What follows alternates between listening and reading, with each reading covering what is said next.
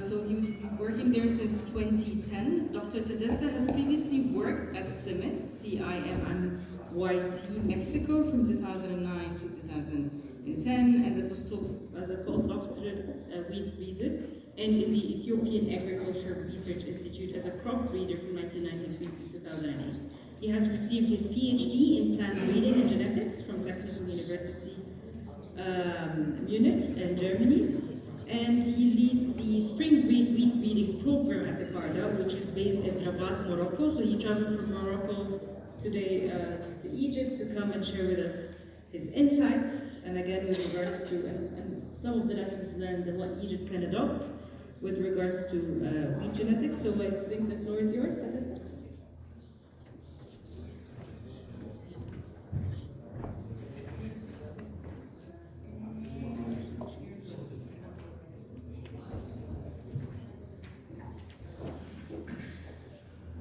Okay, thank you for inviting me for this session. My name is Tedessa, as introduced. I am going to summarize the key achievements which have been carried out on behalf of all my colleagues listed here. And if you want to follow our work and ask questions, my email address is indicated, and also follow us on Twitter and on Facebook. So, in this graph, I just wanted to show you how which technologies have contributed to food security without increasing the carbon demand. Imagine in this graph, there is no significant change in the area. But what happened? The yield has increased and the production has tripled, up to 750 million since this time. So what has contributed for this? Imagine the number of forests that have been deforested to come to this level of wheat production, if it is not due to the wheat technologies. The semi-dwarf wheat varieties, the irrigation, the fertilizers, the pesticide management, the mechanization, and of course the policymakers, and the hardworking farmers. So I would like to acknowledge the scientist who brought the green revolution, Dr. Norman Borlaug, and also one of the great breeders, my mentor, Dr. Sanjay Rajan, and many great wheat breeders in this room, and great leaders like Professor Adel Beltagi here, who trained many wheat breeders. And for all these achievements, I hope they would deserve a great applause.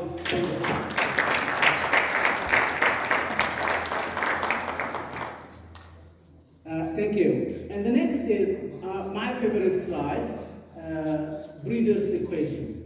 How is this possible then to maintain the same land area but increasing productivity to this level? How is it possible?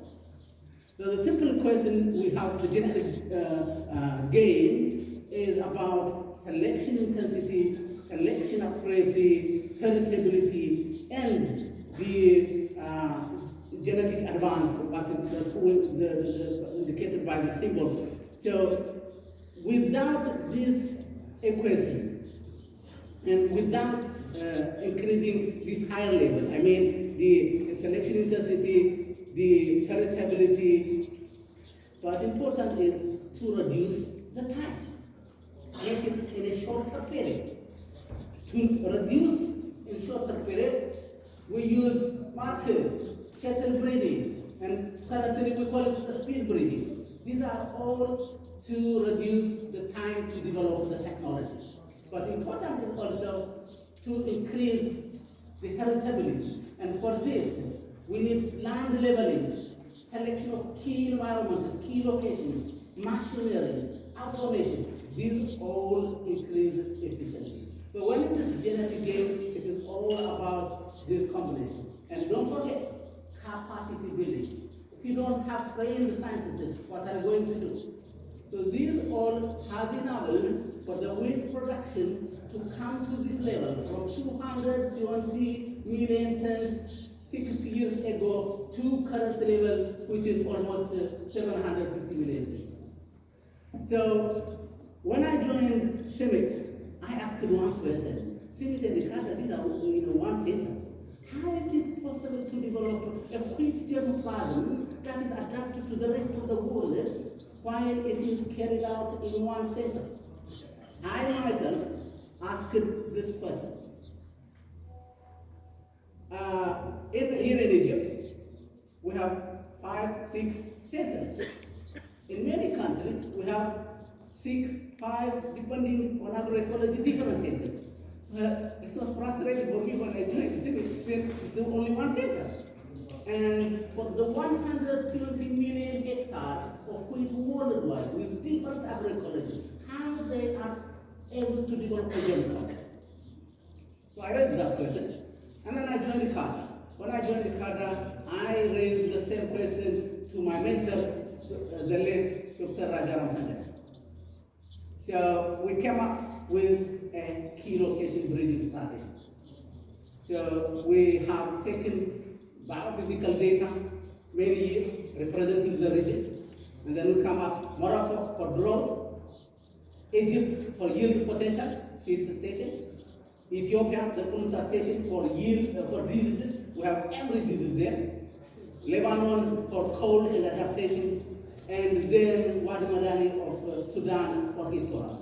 So these are the key labs for the wheat research. And of course, through time, we have updated the selection schemes. We have introduced the molecular markers to pyramid the genes, and we were able to shorten the breeding cycle from 10 years to 4 years. With this current scheme, we are able to make from the cross to the distribution of illness germplasm within only 4 years.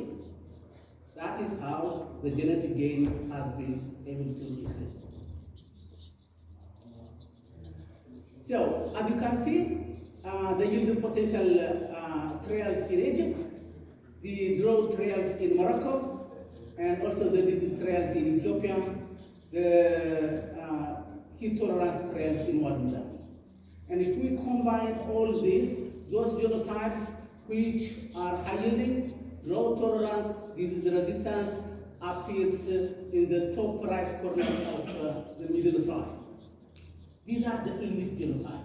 They include the high yielding genotype in Egypt, if it is disease resistant in Ethiopia, drought tolerant in Morocco, and high yielding in Madani, it means it has got all these important genes together.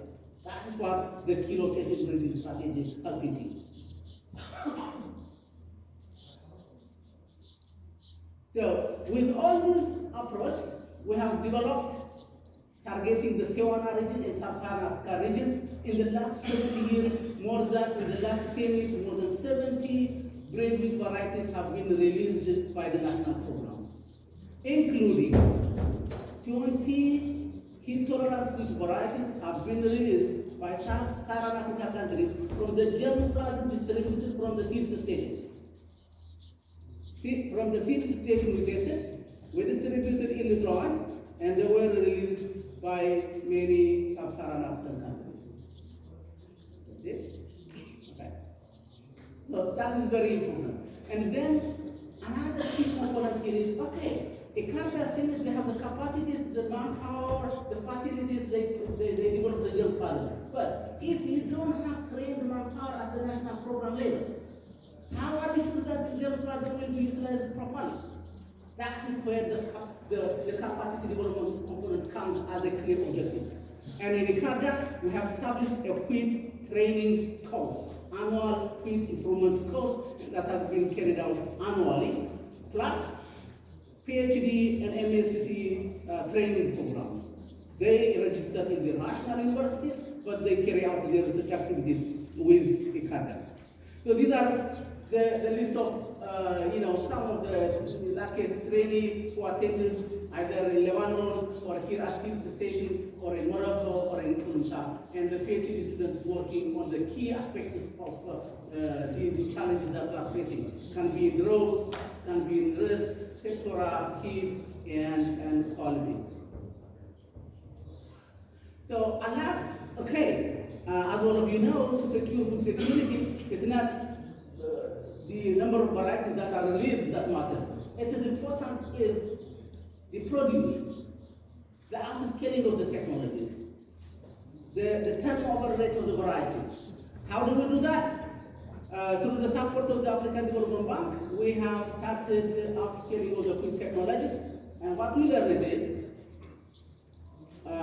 through the innovation platform approach, we brought policymakers, agronomists, farmers, breeders, all together.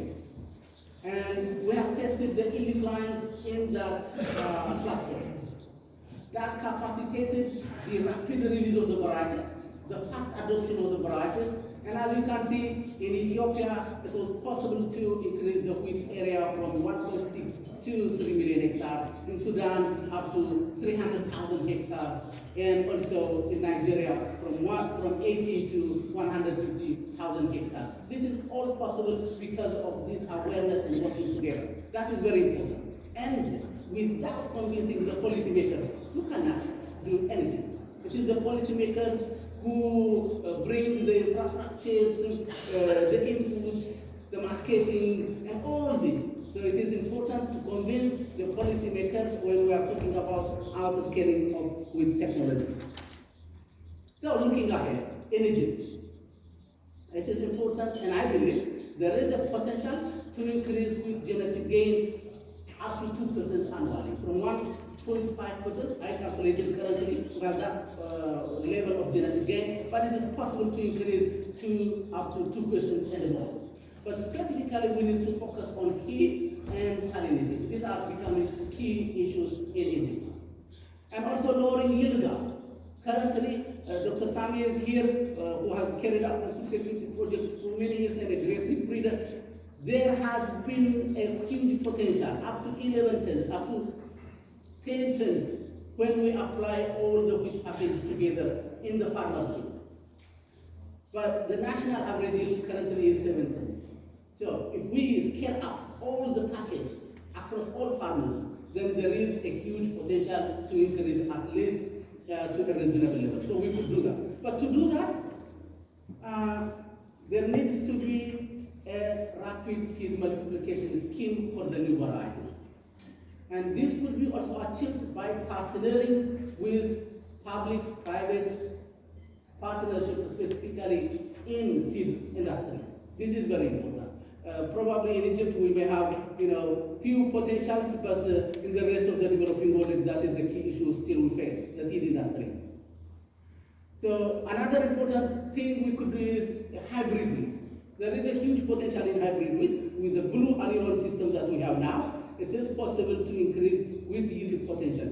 Not the conventional hybrids, not the conventional cultivars that we have, but the potential hybrid wheats which we are planning to bring, they may increase the wheat yields in the near future.